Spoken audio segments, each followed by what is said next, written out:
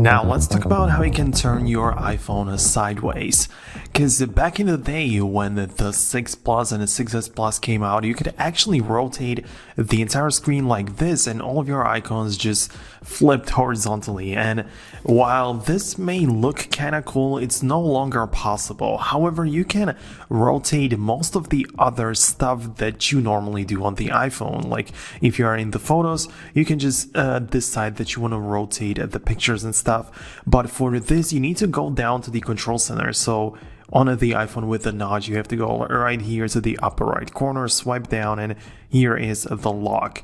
If it's white and red, that means it is locked and it's not gonna like turn anywhere. But if you disable it or unlock it like this, you can see that it's gonna flip the iPhone like this, and you can see I can use it in the landscape. However, you also have to pay attention to the fact that it uses the gyroscope, which means that if you just flip it like this, you can see it just didn't change anything because I'm just rotating the iPhone horizontally. But you have to do it vertically to the gravity or to the ground, so you have to flip the iPhone like this, and now you can see that it rotated.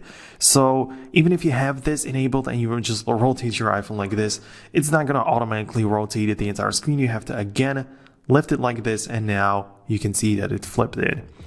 And most of the stuff works this way except for the home screen.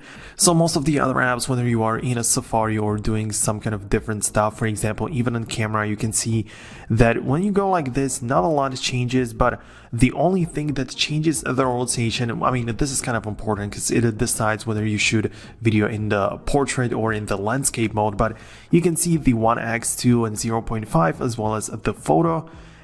If you just rotate it like this, nothing happens. But when I pick it up, you can see that it just rotates, and now the 1x is rotated horizontally. And if you go like this, it's vertically. So right now I'm shooting a vertical video and photos.